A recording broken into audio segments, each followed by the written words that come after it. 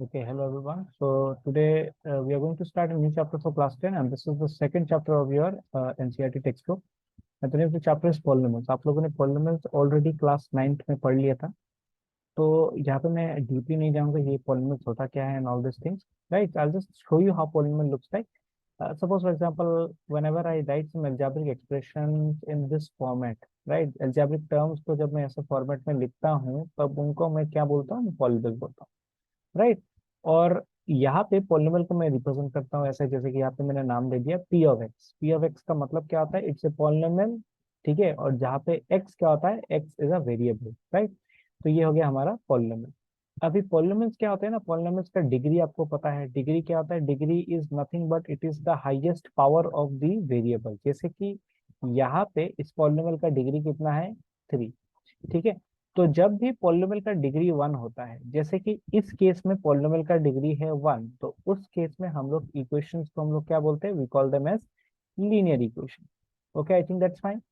In the same way जब polynomial का degree होता है 2, तो जैसे कि यहाँ पे इस केस में पॉलिनोमियल का डिग्री हो रहा है 2, right? Because if you observe it carefully, right, variable का हाईएस्ट पावर कितना है? वेरिएबल का हाईएस्ट पावर है 2, तो इसीलिए इसको हम लोग बोलते हैं पॉलिनोमियल ऑफ डिग्री 2.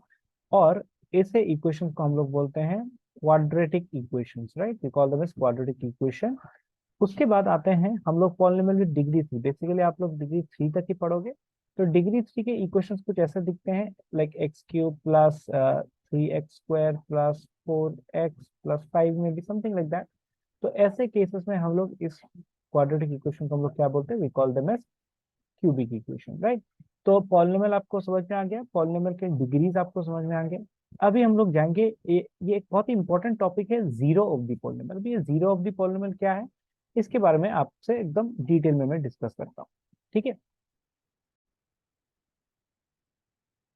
तो सबसे पहले मैं आपको मैं यहाँ पे डिस्कस करता हूँ जीरो ऑफ द पॉलिनोमियल होता क्या है. Right, before that let me just erase this entire thing. जैसे कि मैं एक लीनियर इक्वेशन को ही पकड़ लेता हूँ. ठीक है. I am going to discuss about the zero of the polynomial. उसके बाद में इसका I mean I will be discussing the geometrical meaning of the zero of the polynomial. अभी जीरो ऑफ द पॉलिनोमियल क्या होता है?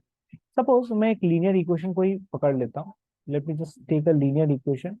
तो जब मैं एक लीनियर इक्वेशन को आई मीन एग्जाम्पल के तौर पे लेता हूँ, तो एक लीनियर एग्जाम्पल इक्वेशन ले लेता हूँ एक्स प्लस 1. ठीक है. अब ये जीरो ऑफ द पॉलिनोमियल होता क्या है? सपोज यहाँ पे मेरा पॉलिनोमियल है p of x equal to x plus 1. Right. Okay. अब ये जीरो ऑफ द पॉलिनोमियल क्या है? Suppose, for example, if I put any value of x and the answer of this entire polynomial comes out to be how much? Comes out to be 0. Right. अब ये 0 क्यों आना है? ये हम लोग ज्योमेट्रिकल इंटरप्रिटेशन में हम लोग इसको पढ़ने जा रहे हैं. राइट.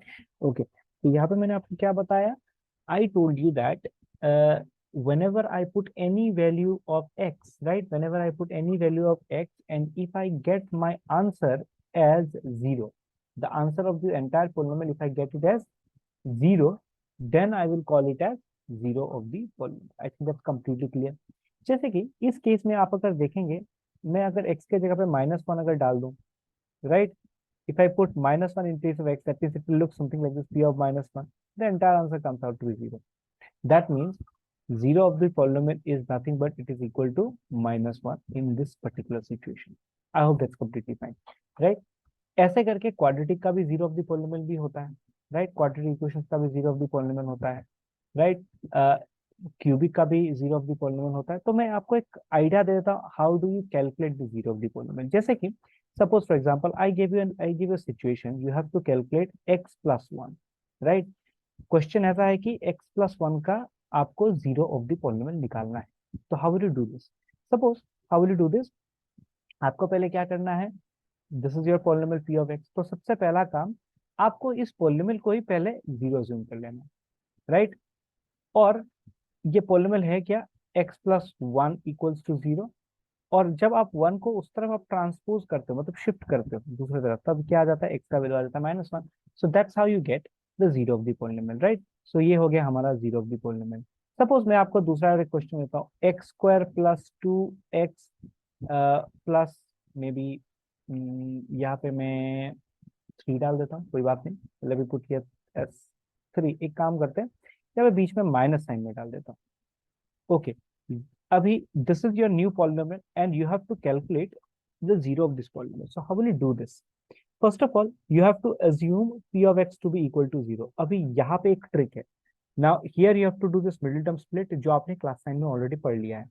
अब ये मैं फिर से दोबारा से मैं यहाँ पे मिडिल टर्म स्प्लिट को मैं थोड़ा सा यहाँ पे हल्का सा यहाँ पे डिस्कस करने जा रहा हूँ. How to do this middle term split. Now first of all you will write x square plus 2x minus 3 equals to 0. अब यहाँ पे ध्यान से देखिएगा. सबसे पहला चीज आपको इसका सेटअप तैयार करना है, राइट. और ये इसका सेटअप कैसे तैयार करना है? एक्स स्क्वायर प्लस, जब ये 2 है ना, ये 2 के जगह में आपको एक ब्रैकेट डाल देना है. बचा ये x, you will be writing down this x over here. Then we have minus 3, right, equal to 0. अभी यहाँ पे आपको एक चीज, और यहाँ पे माइनस साइन है तो यहाँ पे आपको माइनस साइन डाल देना है. फाइन. नाउ यहाँ पे दो चीज है, एक है मल्टीप्लाई वाला पार्ट और एक है, जैसे कि यहाँ पे माइनस है तो यहाँ पे माइनस वाला पार्ट आएगा. अगर प्लस होता तो मैं यहाँ पे प्लस लिखता. ये ऑलरेडी आपने क्लास 9th में पढ़ लिया था. You have already studied this. I am just discussing it for your own, for your convenience. So like here suppose the coefficient is 1, तो मल्टीप्लाई करके आंसर कितना आना चाहिए? 1 into 3. That means 1 into 3, right. और यहाँ पे माइनस साइन है तो माइनस करके कितना आना चाहिए? माइनस करके आना चाहिए. तो you have to think of any two numbers जिसको मल्टीप्लाई करके आंसर आना चाहिए आपका 3 और माइनस करके आंसर आना चाहिए 2. So the first number that comes to my mind is what? 3 minus 1, right. अब देखिए एक बार 3 माइनस 3 इंटू 1, अब अगर आप करेंगे तो क्या हो जाता है? 3 आ जाता है. और 3 माइनस 1 करेंगे तो 2 आ जाता है. So here I will be putting 3 and then I will be putting 1, right. So इधर कुछ ऐसे आता है x square plus 3x minus x minus 3 equal to 0. यहाँ पे आपको बहुत सावधानी से काम करना पड़ेगा, ठीक है. जैसे कि यहाँ पे आप करोगे क्या? एक्स स्क्वायर, यहाँ पे देखिए पहले, सबसे पहले आप सोचिए एक बार क्या क्या आप कॉमन ले सकते हो यहाँ पे.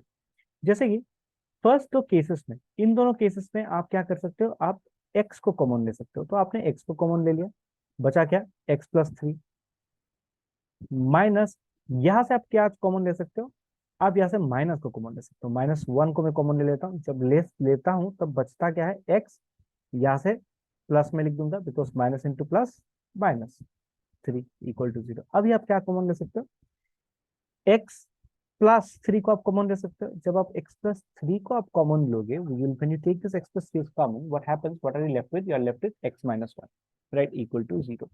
Now I need to find out. My main aim was, let's not get lost into all this factorized part and all. Let's stick to our thing. हमें क्या करना था? हमें निकालना था जीरो ऑफ द पॉलीगॉन. तो अभी मुझे जीरो में निकालूंगा कैसे?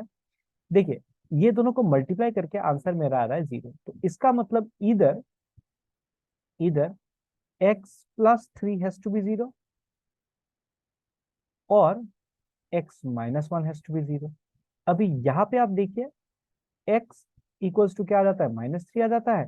और यहाँ पे x इक्वल टू क्या आ जाता है? 1 आ जाता है. तो इसका मतलब यहाँ पे मुझे कितने जीरोस मिले? मुझे यहाँ पे 2 जीरोस मिले, राइट. जैसे कि पहले केस में यहाँ पे जब इक्वेशन मेरा था लीनियर, तब मुझे कितना जीरो मिला था? तब मुझे एक जीरो मिला था, right. I got 1 zero, right. मतलब डिग्री जब मेरा 1 होता है, राइट, जब मेरा डिग्री 1 होता है मुझे जीरो भी उतने ही मिलते हैं, right. Like here in this case the equation is what? The equation is quadratic. जब मेरा इक्वेशन क्वाड्रेटिक हुआ था तब मुझे कितने जीरोस मिले थे? 2 जीरोस. अभी मुझे देखिए 2 जीरोस मुझे मिले हैं यहाँ पे, right. So this is how I calculate the zero of the polygon. I guess everyone is fine with this, right. फटाफट से हम लोग इसका ज्योमेट्रिकल इंटरप्रिटेशन एक बार एक काम करते हैं, जस्ट फॉर क्लियरेंस हम लोग और एक क्वेश्चन को पिक करते हैं, राइट. जीरो कैसे निकालना है क्वाड्रेटिक का, specially because this quadratic is kind of very important for your final exams, right. Okay, चलिए तो अभी एक बार और एक क्वेश्चन को हम लोग पिक करते हैं. सपोज एक इजी वाला ही पकड़ पिक करते हैं. X square, maybe let's write it as 5x plus 6. तो कैसे पकड़ते हैं? Right, 5x plus 6. मुझे इस इक्वेशन का I need to find out the zero of this polynomial, right. How do I find it out? First of all this polynomial is p of x equals to x square plus 5x plus 6, right? Okay, now the first thing, this entire polynomial को मुझे क्या करना है? Because मुझे zero निकालना है तो इस polynomial को ही मुझे जीरो पकड़ना पड़ेगा. Okay, then x square plus 5x plus 6 equal to 0. Okay, great. Now what am I going to do here is x square plus, अभी ये 5 के जगह पे आप देखिए, ये जो 5 है, इस 5 के जगह पे मैं क्या करता हूँ, एक ब्रैकेट डालता, पहले मुझे सेटअप तैयार करना है, आप याद रखिए। This the x, so I just write down the x plus 6 यहाँ पे, तो मैं 6 इक्वल टू 0 लिख देता हूँ, यहाँ पे प्लस साइन है तो मैं यहाँ पे प्लस डाल देता हूँ। अभी एक बार गौर फरमाइए, यहाँ पे just pay attention, plus sign है और यहाँ पे मेरा था क्या, this is my one, right, okay. अभी आप एक चीज यहाँ पे देखिए, नोटिस कीजिए, क्योंकि यहाँ पे मेरा वन था तो, और वहां पे मेरा 6 था, सो 1 into 6 should be equal to 6, right? And after adding them up, my answer should come as how much? My answer should come as 5, right? I think it's clear. So after multiplying the two numbers, my answer should come as 6, and after adding the two numbers, my answer should come as 5. So which are the two numbers? It should be 2 and 3. देखिए 2 plus 3 में करूंगा तो कितना आ जाएगा, 2 plus 3 में करूंगा तो definitely 5 आएगा, आ रहा है, and 2 into 3 करूंगा तो डेफिनेटली क्या आ रहा है, 6 आ रहा है, okay. So here what am I going to do is I'm going to write this as 3 plus 2. So now यहाँ पे हम लोग क्या करेंगे, इस चीज को x square plus 3x plus 2x plus 6 equal to 0. अभी एक चीज यहाँ पे देखिए, इन दोनों से मैं क्या कर सकता हूँ, मैं x को मैं कॉमन ले सकता हूँ, तो ले लेता हूँ, x को मैंने कॉमन ले लिया, बचाइए प्लस। अभी नेक्स्ट जो दो पेयर है, यहाँ से मैं क्या कर सकता हूँ, I can take 2s common, so बचा क्या, x plus 3 equals to 0, fine. Now how do I write this down, I can write this entire thing is x plus 3, right, देखिए I can take this x plus 3 as common, right? This entire x plus 3, I can take it as common. So I'll just write it as x plus 3, and then I can write it as x plus 2 equals to 0. अभी देखिए दोनों को multiply करने के बाद answer is coming out as 0. So that means what am I going to do here? Either x plus 3 equals to 0 or x plus 2 equals to 0. So then x equals to minus 3, x equals to minus 2. So that means I've got two zeros again, और ये दो zeros क्या हो जाएंगे, -3, -2. I hope that's fine. So this was for the first video. In the next video, I'm going to discuss about the geometrical interpretation. Okay. Okay. So if you found this video very informative, please do like, share, and subscribe. And please comment down if you have any doubts regarding anything. Thank you. Keep studying.